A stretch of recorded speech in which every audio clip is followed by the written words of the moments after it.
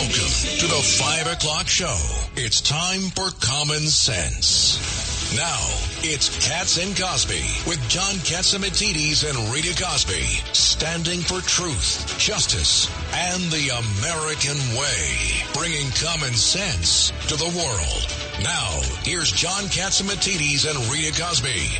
Anything you can do, I can do better. I can do anything better than you. No, you can't. Yes, I can. No, you Well, can't. that is the appropriate song to be singing, guys. You're listening to Katz and Cosby. Why is that the song? Well, Judge Weinberg, that seemed to be the message that Kamala Harris was giving President Joe Biden, lame duck President Joe Biden, just a little bit ago. We have Judge Weinberg, we have Ed Cox, New York GOP chair, and also former Democrat governor of New York, Governor Patterson. Guys, you can't make it up. First of all, we have an action-packed show. We're going to have Andy McCarthy coming up in just a few minutes. Andy talked about why he thinks President Trump may be going to prison, that there may be a sentence of prison coming up, which is astounding. He's going to talk about why. Professor Alan Dershowitz, Congresswoman Erin Houchin, John McLaughlin, Trump pollster, also former Secret Service agent Don Mihalik, and General Keith Kellogg is going to be coming up. So we got a great show here. And I mean, come on, here it is. There's this moment. It's the first time that President Biden is next to now the person who helped push him out, according to a lot of reports, obviously, along with Pelosi and others. They're on the stage. And the song that was playing in the background is We Take Care of Our Own by Bruce Springsteen. I'm thinking you really took care of him. Well, she's going to take care of her own. She's going to start separating herself from the Biden problems with respect to the border and with respect to inflation. It will be impossible for her to do, though, because she was a czar of the border, and she was also cast the deciding vote on the legislation that drove up inflation. And Gov Patterson, how's she going to do it? There's a lot on audio and videotape where she's like, everybody come in, we'll take care of you. Let's abolish ICE. I mean, she equated ICE to the KKK. And what now? She wants to pretend like she's the one who's tough on the border? Well, listen, when I was lieutenant governor, all I did was parrot what the governor said. That's all I did until I was governor. So that's a different story. But the point is that she can't be too far away from the president at any point, no matter what she thinks. Now maybe we're starting to find out some of the things she thought that she wasn't able to say before. Your Excellency, let me point out to you that when she was running for president, before she became vice president or his running mate, she had these far left progressive programs, statements, and issues. So she was way out there long before. So to say that she's somehow a new, moderate, common sense candidate is preposterous because the record is very, very clear where she was. Yeah, but she just had an epiphany one day? Is that what you're trying to say, Gov? Come on. I saw in 2020, she did make a speech that was really far out and crazed and was severely criticized for it. She's never done that again. And whenever people talk about she has these left stances, they never really talk about what the stances were. Oh, so no, she's on audio tape. I gotta beg to differ. Ed Cox, come on. Biden did better in the primary. He came in, but at least he got through the Iowa caucuses and the New Hampshire primary, even though he came in 4th and 5th in each. She didn't even get to the Iowa caucus. Yeah, she didn't even get a vote. Leave before that. She didn't get a vote. She's self-destructive. At least Biden got a vote. This is a woman on the cusp of the presidency of the United States who's never had a delegate. It's astounding.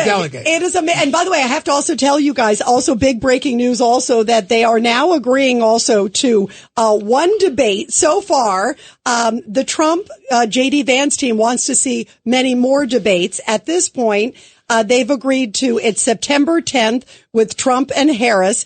J.D. and Tim Walz, who again has a lot of stuff on tape, he's going to be on October 1st. That's a VP debate. And then they're saying there will be a second presidential debate probably sometime in October. But more debates, the better, right, Ed Cox? The more the better, particularly since she just, I don't think she can hold her own in a debate. She just doesn't have that capability. What do you think, Governor Patterson? I think that was made clear in 2020. I think she's a lot different now than she was then. We'll have to see, guys. Well, joining us now to talk about all the stuff on the legal front is Andy McCarthy, former assistant U.S. attorney. He was there in the Southern District of New York. Andy, you have written some blockbuster stuff. It's making headlines everywhere, and we're thrilled to have you here. You talk about the timing of this sentencing. This is on the business fraud trial, Judge Marchand in New York, the 34 felony counts, coming up September 18th. Talk about what you think. You actually think that he may, say that he should be sentenced to house arrest or prison? I mean, this is wild.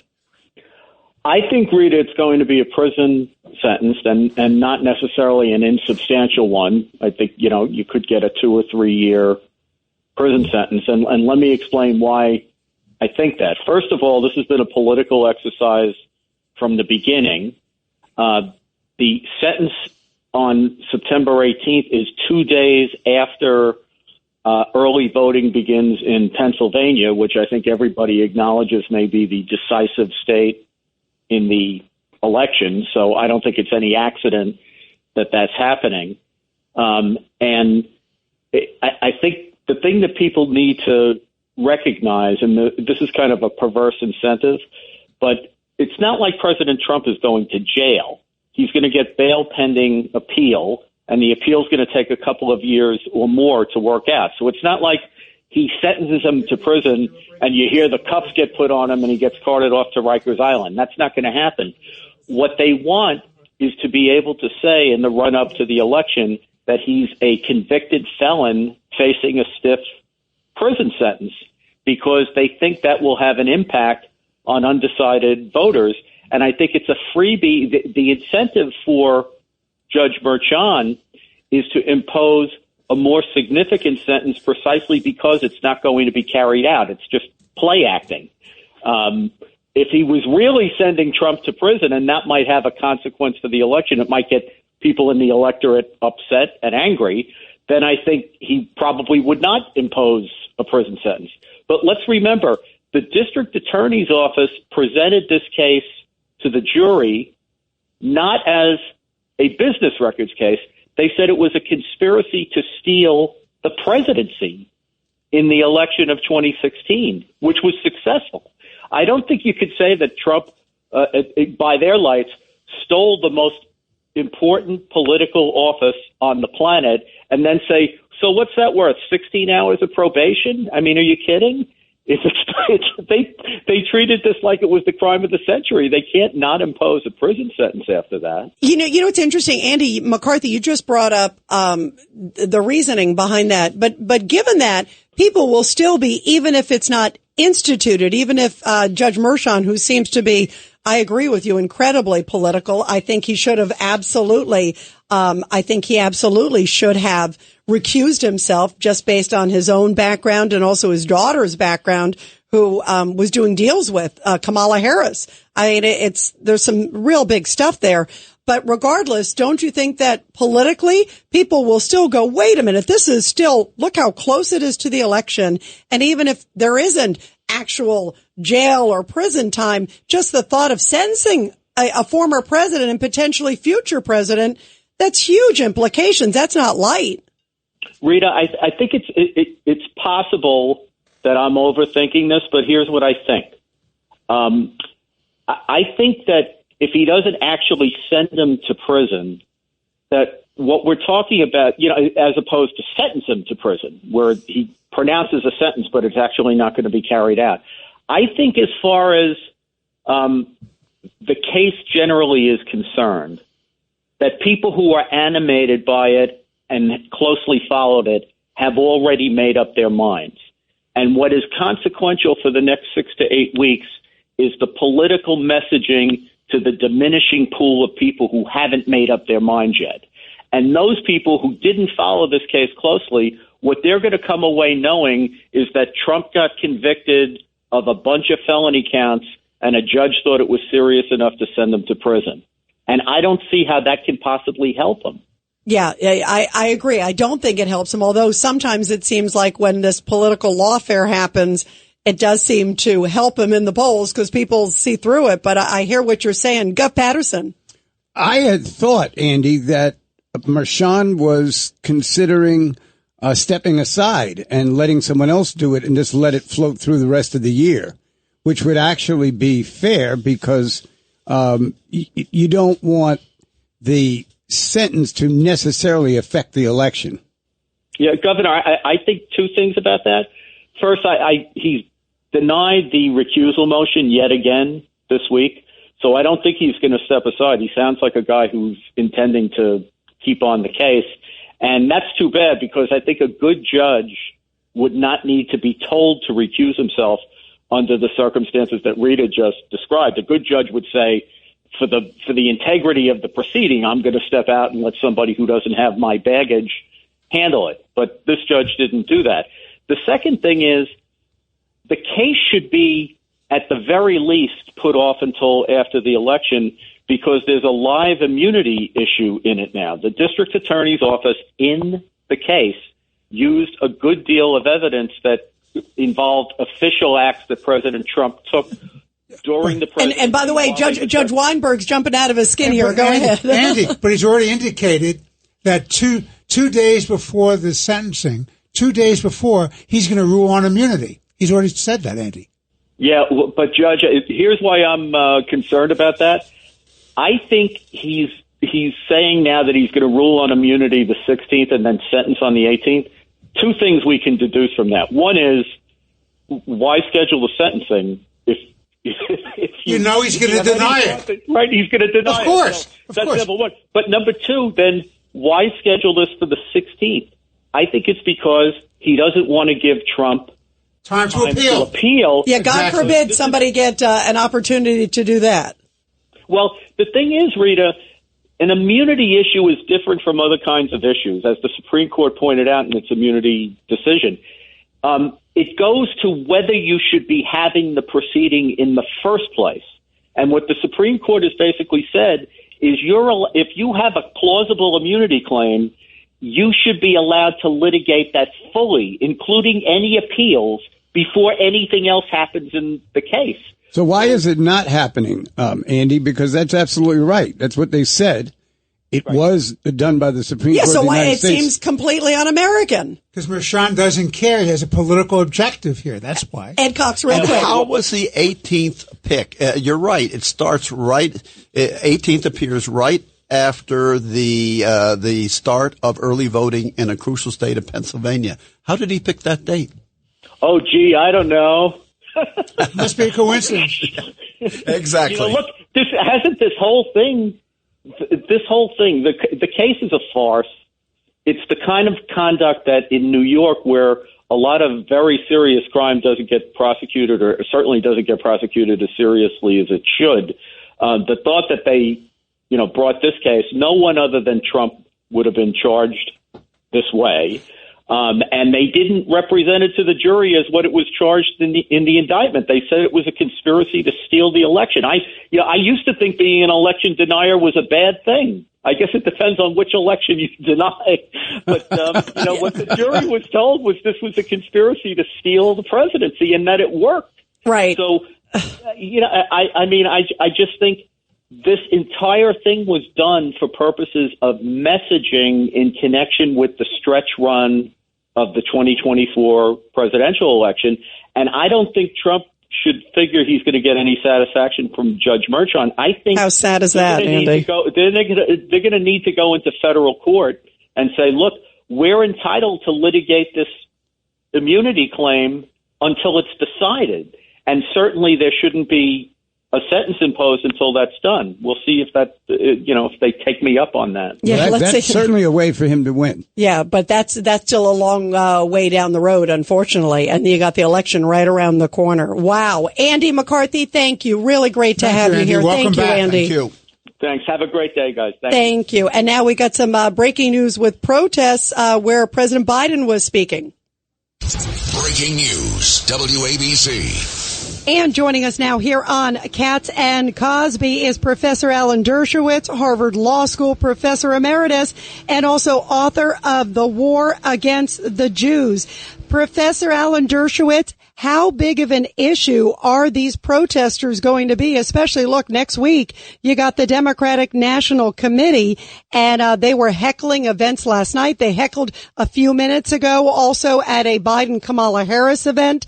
They're all over the place. And they decided who may be the next vice president of the United States. The reason that Shapiro was not selected, I don't know whether the Democrats will win or not, but the reason Shapiro was not selected was the fear that if he was, there would be no Democratic convention. What would happen happened in Chicago. There would be disruptions. Even Bill Clinton and Obama wouldn't be allowed to speak. Everybody would be yelling and screaming, Gaza, Gaza, Gaza. Nobody cares about Darfur, Sudan, or any other places in the world. But if there were a Jewish Zionist on the ticket as vice president, this convention would not have occurred. They were frightened into not picking a Jewish Zionist. That's how much power these useful idiots and bigots have in the Democratic Party today. You know, the leader of one of these groups, Professor Dershowitz, it's called Coalition of March on the DNC, said if the Democrats don't get elected, it's because they're not listening to this group and this group and this group. Do you think that they will still continue, obviously, to vocalize that they're never going to be happy? Of course, they would only be happy if not only Israel ceased to exist, but if the United States ceased to exist as a democracy. Because if you scratch an anti-Israel person deep enough, you're going to find an anti-American person as well. And what we're seeing is the takeover of American universities. American universities in the next 10 years are going to be way down in the list of great universities in the world. We're going to stop being a great nation if we allow these kids, these useful idiots, to take over our universities. They've already gotten rid of 5 university presidents, and more are coming. You know, it's so interesting how universities pick their presidents. They're the most uncreative people in the world. When I came to Harvard in 1964, every president of every major university was the same. They were all white male Protestants, no exceptions. Then suddenly things changed, and they were all Jewish men. Then things changed, and they became black women. Then things changed now, and now they're mostly white women. And now we're hearing doctors. Doctors just appointed to head Columbia. Doctor was appointed as the interim head of Harvard, and there are others as well. They're so unoriginal. These university selection committees just follow the herds, follow the lemmings, and pick people. And, you know, some of them are DEI appointments. For example, the president of Harvard was clearly a DEI appointment. She was not qualified. She was a plagiarist. She didn't know how to answer a direct question. She had no academic credentials, but she was a black woman. And that was enough for the politically correct corporation at Harvard. Now they're reacting to it. You know, go woke, go broke. And they're seeing that it's not in their interest to be woke, progressive, and politically correct because there are other people in the university aside from the radical noise-making students. You know, you talked about Columbia University. The president, Manoush Shafiq, resigned just recently. And she says, period of turmoil. Was this a long time coming? I think she's the 4th Ivy League president to resign. And does that really change anything, to your point, Professor Dershowitz? No, it's symbolic. What we're going to see is more DEI. And until diversity, which is not diversity, it's just more blacks, it has nothing to do with intellectual diversity. And so we see the dismantling of DEI.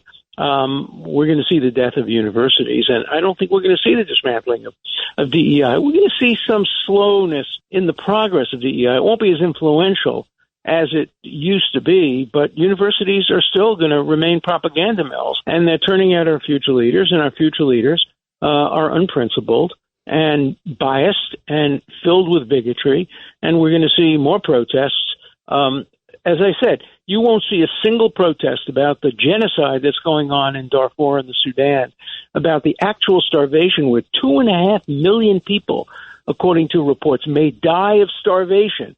In Gaza, you know, they're missing dessert and maybe a third course, but there's no starvation or famine in Gaza. But there is real starvation. But let me tell you, black lives don't matter to black leaders except if they're taken by white people.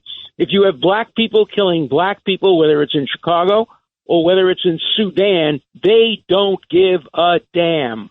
They only want to use Black Lives Matter as a vehicle for making their racial proclamations. But they couldn't care less about the black people of Africa dying of real genocide. They want to focus only on Israel because it has nothing to do with the Palestinians. It has everything to do with the fact that Israel is the nation state of the Jewish people. And these are people who are filled with hatred of Jews. Professor Alan Dershowitz, what does it mean if Kamala Harris and Tim Walz, if they get elected to the White House, do these protesters who are often spewing just horrible, hateful things towards Israel, towards America, will they get safe cover? Will there be sort of a message of appeasement towards them? And could they even get worse? Without a doubt. And one of the reasons, one of the excuses Shapiro wasn't picked, it was an excuse because he wasn't picked because he was a Jewish Zionist, but one of the excuses was that he was tough on the violent demonstrators, on the ones who engaged in criminal conduct. And, you know, the mob doesn't want people who are tough on the demonstrators. They want people who are tough on Israel. So, if the Harris ticket is elected, we're going to see more protests, less effective law enforcement, and we're going to see a turning away from Israel, a turning away from Western values, a turning away from Judeo-Christian values. It will be very dangerous, and that's why so many people who support Israel, Jewish and Christian alike, are looking hard. Many of them Democrats like me who have voted for years and years and years for the Democrats, saying, can we pull the lever for Democrats this time around? I haven't made up my mind who I'm voting against because that's what it will be. It will be a vote against rather than a vote for.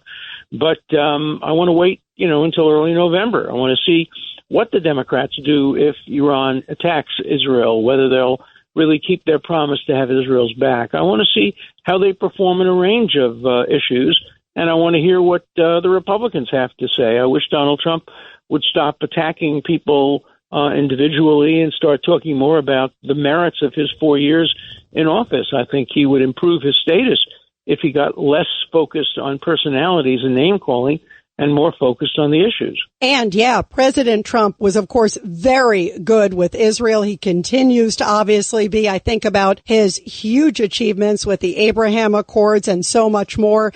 Professor Alan Dershowitz, really great to have you here on Katz and Cosby. Thank you so much for joining us. Always a pleasure. Thanks for having me. Thank you, Professor Dershowitz. And coming up on Katz and Cosby, Congresswoman Erin Houchin from the great state of Indiana talking about the Kamala Harris spin. A common sense recap of the day's biggest stories. It's John Catsimatidis and Rita Cosby. Katz and Cosby on 77 WABC. And we are back here on Katz and Cosby. Well, just a little bit ago, President Biden said that there really isn't any daylight between his policies and Kamala Harris's policies. So I guess she owns Bidenomics and a whole bunch more. Well, joining us now is the great Congresswoman Erin Houchin from the wonderful state of Indiana. Congresswoman, great to have you here on Katz and Cosby. This is Rita. We also have Judge Richard Weinberg, also Governor David Patterson, and also Ed Cox. Congresswoman, do you think that Kamala Harris feels the same way? And what do you think she's going to do? Because look at the numbers right now. There was some good news yesterday from the economy, but it's not good news if you're going to the gas station and the grocery store. Hey, thank you for having me, Rita. It's always a pleasure to talk with you guys. I am just watching with everyone else, the media, the legacy media, and just fawning over Kamala Harris as this new shiny object, trying to claim credit for some positivity in the CPI. But I got to tell you, when they say inflation is down, that's comparing it to a baseline when groceries are already 30% more expensive than when Donald Trump was president. That is not something that either, Joe Biden or Kamala Harris should celebrate. They should be ashamed. American families are feeling this burden. They're feeling this pain, and this is the pain that is a direct result of their policies. No one, I don't think, if they're actually, living and breathing, can say that they're better off today than they were 4 years ago. They certainly are not better off today than they were under President Trump. So I think it's pretty fascinating to watch. I hope that the American people don't buy the gaslighting, because that's what they've become professionals at. Also even on fracking, too, Congresswoman, too. I mean, she is on tape saying, no to fracking, and yet she wants to win Pennsylvania. She didn't pick Josh Shapiro. She picked Tim Walz. Yeah, she picked Josh Shapiro. We heard Alan Dershowitz on the program just earlier. The reason she didn't pick Josh Shapiro is because he's Jewish, and that would cause problems for them with their convention and with some of their most radical supporters.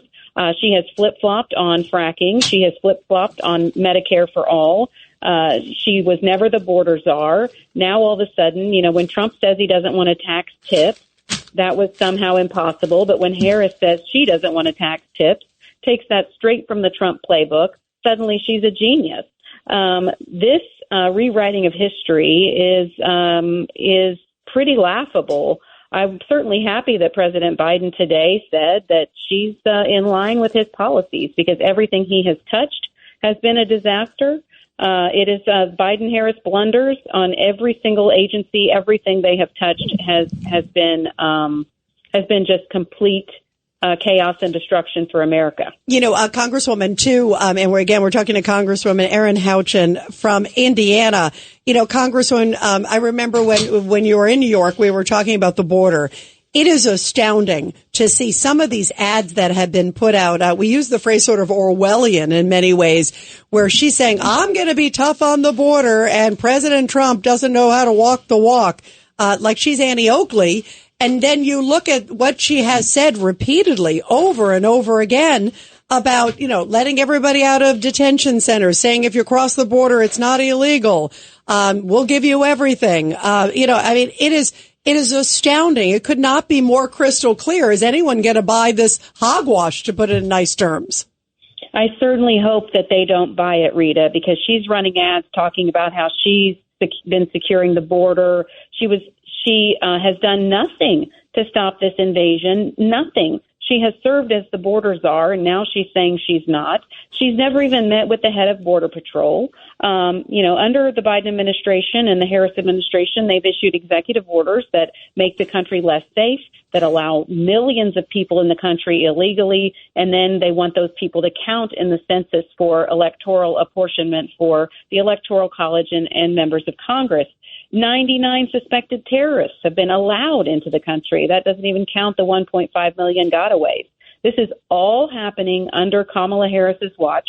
If she wanted to stop it, she could speak out against it. She never did. In fact, she never even visited. And when asked about it, she laughed that she'd never visited Europe either. I mean, she's a complete disaster. It is not just her personality that is grating. It is the policies, and that is something I hope people see very, very clearly in November. I hope that this is a high watermark for her in the polls, and that people will really dig in and see where she stands. Because when you find out the truth about Kamala Harris, you know that it will be terrible for America. We're just not going to look the same in 5 to 10 years if we allow her to have the presidency. Well, one of the things, Congresswoman John Katz always says, see you in September, because, of course, next week is the DNC. So there may be a little bit more of the high mark. And then really the race is on. And we're now hearing, of course, the first debate is going to happen September 10th between Trump and Kamala Harris. If she shows up, we'll see. Who knows what's going on there? Yep. Day 26 of her not talking to the media. They're running this good vibes only campaign. I think, if I had to make a T-shirt for their campaign, it would be, this is a joyous campaign, not an awkward one. It's good vibes only. And meanwhile, they're standing in front of a dumpster fire. Ed Cox. Congressman, I think that she is following actually the basic political policies of Obama and the Biden. That is, you run as a moderate and then you govern as an extreme liberal. And she's doing that exactly. The question is, does she have the political ability to do it? The ability of an Obama. She doesn't have COVID like Biden had to help him so he could hide from answering any questions. I don't think she has those skills. What do you think? I don't think she has the skills, but the media, the legacy media, has been complicit in allowing her to hide and to not be interviewed. And, we're going on day 26 after she basically, took out Joe Biden and supplanted him, and she's not being forced or asked any questions at all, not being forced to sit down and even answer the simplest of questions. This is a thing that she's trying to, again, just Wizard of Oz, I think, her way to the White House, and there's nothing to see here. The media has been a little bit complicit in that. She doesn't have the talent if she's not in front of a teleprompter, which is why I think they're hiding her. She's certainly not an Obama, and she, again, doesn't have the excuses to hide. But the legacy media has been allowing her to do so. We'll see if she does ever hold a press conference or sit down for a true interview, and if she actually does participate in the debate. I think it's yet to be determined. Yeah, let's see. And you're right. The media has really been giving her, I think, a huge pass and not putting the kind of pressure on her that we've seen if the shoe were on the other foot. That's for sure. Congresswoman, really great to have you here on the show. Thank you. Hey, thanks again, Rita. You guys take care. Thank you. Wonderful to have you here. And now let's go to the Goya headlines. It's the top news of the day, sponsored by Goya. Here's Rita Cosby. And here are some of the big headlines from Goya. We love our Goya beans, guys. Well, former President Trump is speaking with reporters at his New Jersey golf club in Bedminster. President Biden, meantime, joined Vice President Kamala Harris at a rally in Maryland. And also, U.S. officials are warning that an Iranian retaliation against Israel could happen at any moment. White House National Security Advisor John Kirby said today that the U.S. has sent several more military assets to the region. And also, on some TV front, but also medical, 2 doctors and actor Matthew Perry's personal assistant are now among the people arrested in connection with the actor's death.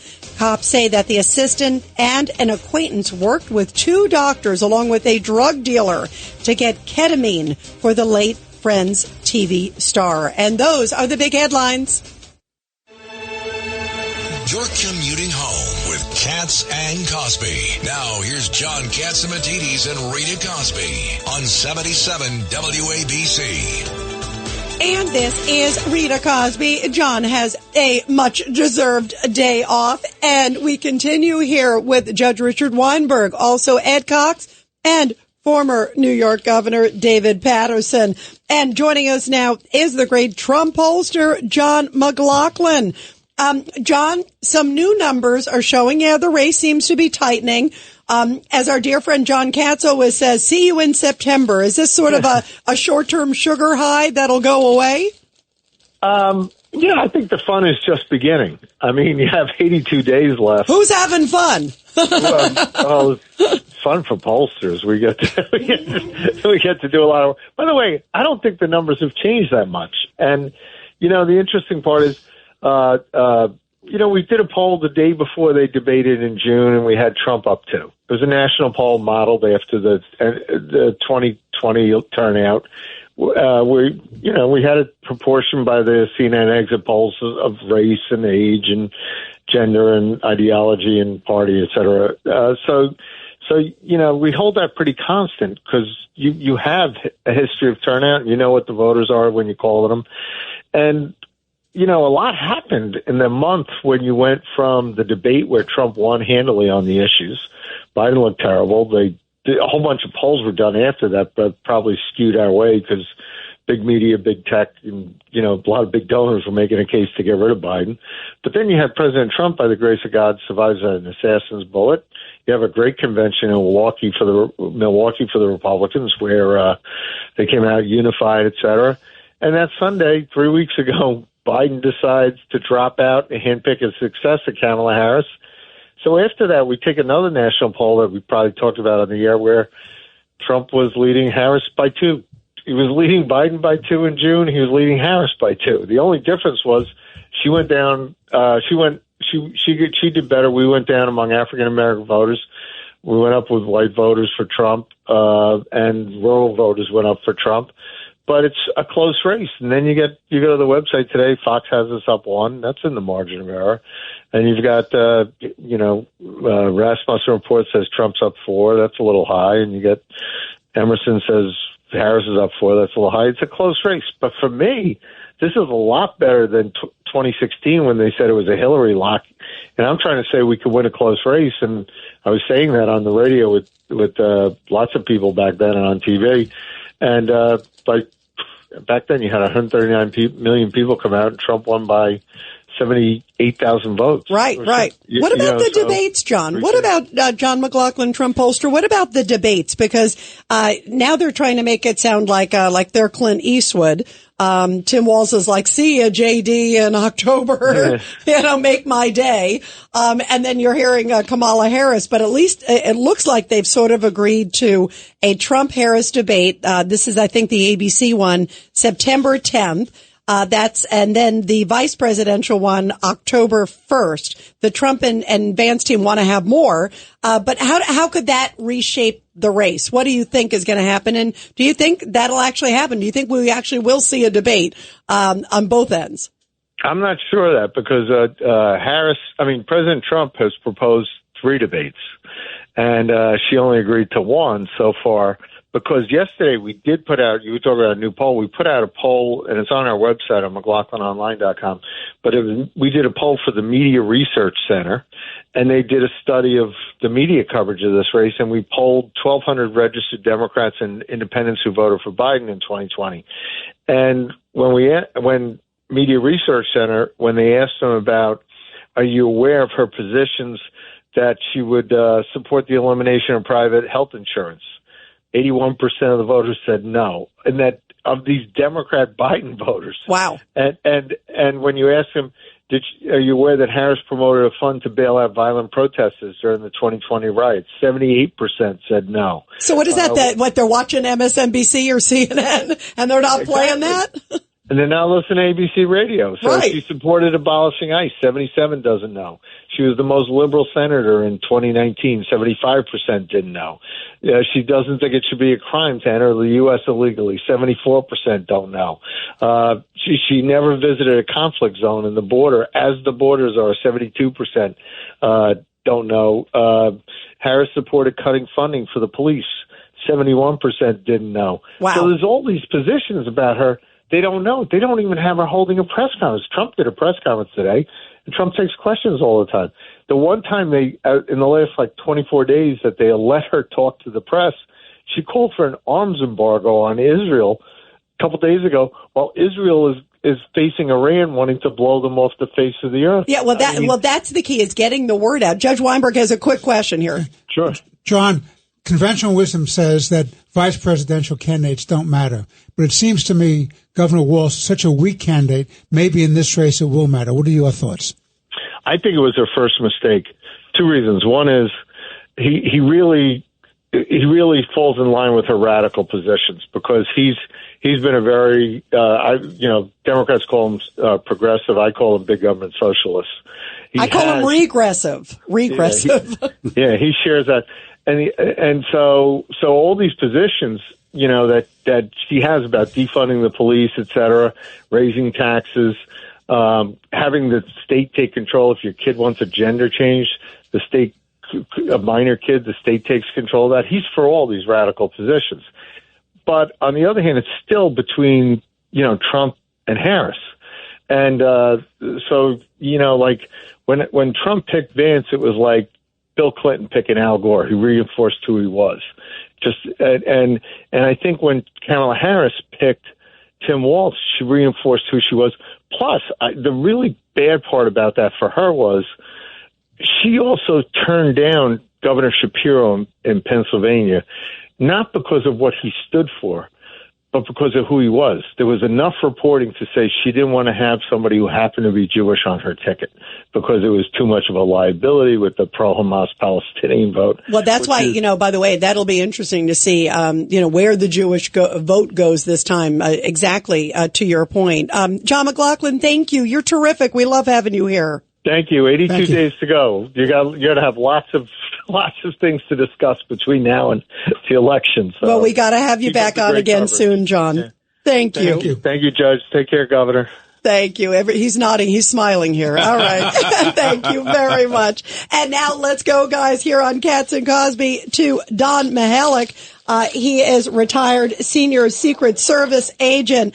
Don, we're talking about obviously a lot of issues, but the other issue is protecting the homeland and these serious threats. I mean, we have right now President Trump, who's out on the campaign trail, doing press conferences and everything. And yet there have been enormous threats on him. We know from the Iranians, there was that Pakistani who crossed the border. And there have just been so many threats happening to our homeland and to key figures. How complicated is this time right now? Rita, it's great to be back with you. I think as the FBI director and the National Director of Intelligence have said, it's the most complex, heightened threat environment we've seen in recent history. The threats coming from foreign sources, Iran, Russia, China, and are off the charts and impacting our election system. The malignant campaign influence operations going on in the cyber world are with misdirection and misinformation and false information are impacting the social media sphere in the U.S. And people are buying into a lot of this stuff. I think on the physical protection side of it, with the borders the way they were, our loose borders, where we've got all sorts of people in this country that we really haven't identified. The FBI has said a lot of people on a terrorist watch list. And the fact that you can be radicalized in any corner of the internet right now, I think is a threat dynamic that we haven't seen in a long time. And I think it's something that for the presidential campaign and for the Secret Service agents on the campaign trail is something they really need to keep their eyes on. Are you surprised, Agent Mihalik, that we don't know more still about this shooter? Here's this young kid, and there seems to be obviously, a lot of mistakes made, by the Secret Service. They admit to it. And yet, we still don't know that much about the kid. I haven't heard anything about getting into these encrypted foreign apps. I mean, he just did, something that is going to go down in history, an assassination attempt against, the former president of the United States. And we still seem to not know a lot about his background.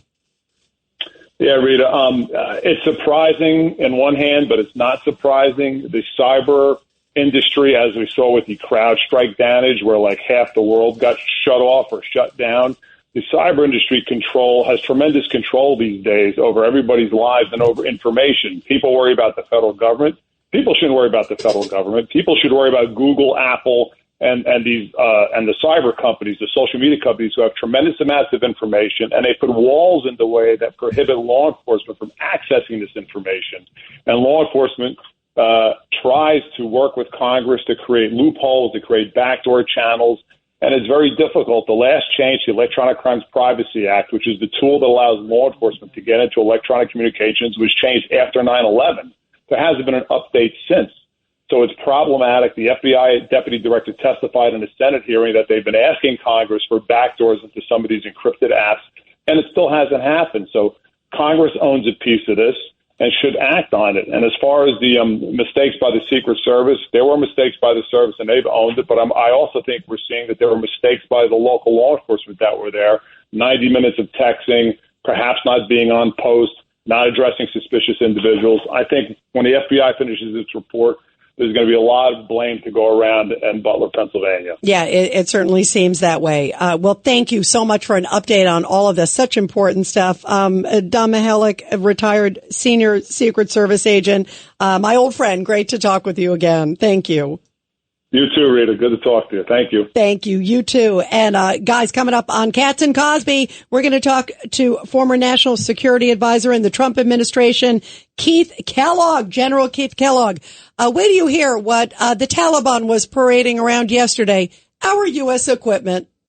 It's a common sense recap of the big stories. It's Katz and Cosby on 77 WABC.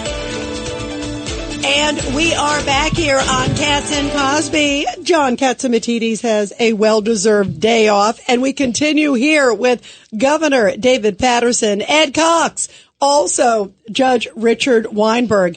You know, guys, one of the most, I thought it almost made me sick to my stomach. I hate to say this, but to see these Taliban guys on the 3rd anniversary of the American pullout, which was a disastrous pullout, They're there in the parade, their little military parade. And what do they have? The Taliban, the terrorist group, they are parading our like state-of-the-art U.S. military equipment. $60 billion worth, Rita. What did you think, Judge Weinberg, when you saw it as shameful? First of all, it was the most shameful thing in the world, the way they withdrew. You had all that loss the of Biden American administration. Right. You had all that loss of American service people's lives. Taliban is supposed to give protection, and they allow a terrorist to kill all those people. It's a major, major base they gave up, which is a listening station to protect us against a threat from China. They were out of their minds the way they did this. Bagram. They're showing it off, of course. By the way, I've been to Bagram. I was at Bagram. I was there with the troops, and it is an enormously it's a very strategic, defensible place. Absolutely. On a plateau, and you can There's no visibility reason, all around. there's no reason to abandon it. That's why no they said it. You're right. All the generals, even Biden's generals said, keep Bagram. And you know what happened? You brought up the suicide bomber, guys. The killer, the suicide bomber, was one of the prisoners who was in the prison in Bagram. So when they gave up Bagram, they let the prisoners out, and one of them was one of the guys who did the suicide bombing that killed our troops. Disgrace, and then became a symbol and a purpose of the bad conduct by bad actors against the United States because its source is weak. And joining us now is former Deputy National Security Advisor KT McFarland, who is joining us to talk about all this. KT, your reaction that the Taliban was parading our U.S. military equipment. Unbelievable. Yeah, not only were they parading the equipment, which is probably worth $800 billion, but they were, when you add in Bagram Air Base and everything else, they've probably taken us for $1 trillion, and that was Joe Biden left it behind intentionally. I was in Afghanistan, in about 2008 or 9, and I said to the commanding general at the time, what are you guys going to do with all this stuff when you leave? They said, we'll definitely take it with us. We're definitely not going to leave it here. And sure enough, what do? They left it there. The Taliban have it. They now have one of the most powerful militaries in the world, which they can use or they can trade. And what do we have? Nothing. Yeah. Ed Cox, your thoughts? Well, KT, the reputation of Biden of making this is former Secretary of Defense Gates saying being wrong on every foreign policy issue in the last 40 years. At least consistent. Here he ignored the advice from the Joint Chiefs of Staff, the advice from his own staff. And I believe he just wanted to get out before the 20th anniversary on September 11th of 9/11, and he could say, "I got us out of Afghanistan," and Trump could not do it. But I think it was all sad, political. But Political. but sadly, I think it obviously backfired huge. First of all, we had the horrible deaths of our service members, as Judge Weinberg, you talked about 13 U.S. service members at Abbey Gate. But then also you think about, when I think about foreign policy, KT, it feels like if I'm an adversary, I'm going to look at that moment and say, U.S. is going to cut and run. I mean, that was disastrous for us. It was a peak moment. Historians will go back and say that was the turning point. That was when the world decided that they could take advantage of us, because right after Afghanistan, that's when the Russians started putting troops on the Ukraine border.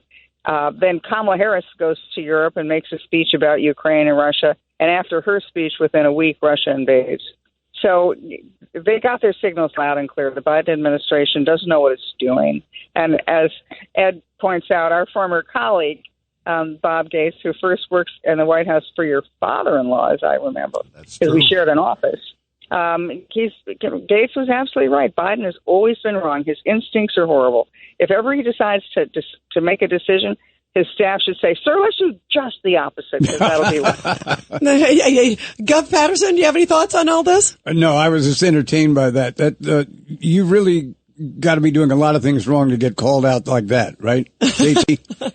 Well, not only that, but Bob Gates worked for Joe Biden at the time. Joe Biden was vice president. Bob Gates was CIA director and then defense secretary. So if your own guys are saying this about you, take heed.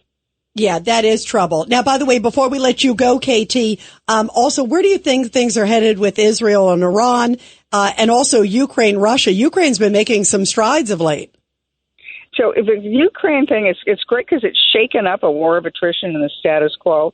At the end of the day, I think it puts Ukraine in a much better position for a negotiated solution. once Donald Trump comes in. The Biden administration, or I guess we call it the Obama-Biden-Harris administration, they don't want negotiations. They think somehow Ukraine is going to, quote, win this war. It's just not going to happen. And as far as Israel and Iran, I'm not worried about a global war breaking out there. What I am worried about is Israel will get so overwhelmed by the Iranian proxies that Iran will use that moment of distraction where Israel's overwhelmed and the White House and Washington are completely overwhelmed and distracted with a president who's not even there, a vice president who's busy campaigning.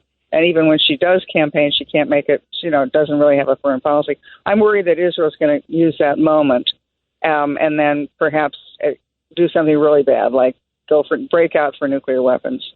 Wow. You said Israel, you mean Iran. I'm sorry, Iran will break out for nuclear weapons. Yeah, I mean, Israel, we presume, already has them. But Iran, right, I was going to say. Certainly hope they do. Yeah, by the way, how close do you think they are, KT? I mean, we hear so many different stories how close, sadly, Iran may be. We know, obviously, Israel, but Iran. I wasn't as worried but I've become very worried in the last week because Dr. Albright, who was the UN weapons inspector, and a guy who's always been kind of hesitant to call out the Iranian nuclear development program, he's gotten very worried in the last few days. He said a couple of things have happened in the last few months that would indicate that Iran could be, days, weeks, months away. And I think the administration, the Biden administration, they've got this policy of don't ask, and we won't, we were not going to ask you, but just don't tell us. So don't ask, don't tell. Wow. It's got Patterson. KT, I've been thinking about something. Maybe you can shed some light on it. Why would the Israelis kill the Hamas leader in Iran? In other words, there are all these different places. They were talking to him. They always knew where he was. Yes. Why would they do it in Iran, where obviously Iran would not have the same feelings about it as it would had he been killed someplace else? Well, the Hamas have got to be terrified, right? Here was the Hamas political leader who was in downtown Tehran, presumably in one of their apartments, under the scrutiny and security of the Iranian security forces, and somehow taken out, not by a missile, but by a bomb that had been planted in that apartment for weeks or months before. If you're a mullah, one of the leaders of Iran, you've got to think, gee, does Mossad have my address too? Maybe I better be a little more discreet about whether I want to launch World War III against Israel. Great point. Good point. Yeah, they got into, remember, and they're trying to figure out, okay, who ratted on them, who gave them all that intel. KT, thank you. We love having you on. Thanks so much for joining us. Thank you. Always a pleasure. Thank you. Thank you. Wow, what a busy day, you guys. And Gov Patterson, hopefully we're going to be talking to you from the Democratic National Convention. Our Gov on the scene. Yes. Not our reporter on the scene, our Gov on the scene. Home of the next president, by the way. You're gonna run? Oh, good. You got our vote. You got our vote. You have our vote. Yeah, you have our vote. That's it. That's all we got to say. By acclamation. What do we all stand for, guys? Truth, justice, and the American way. And God bless America.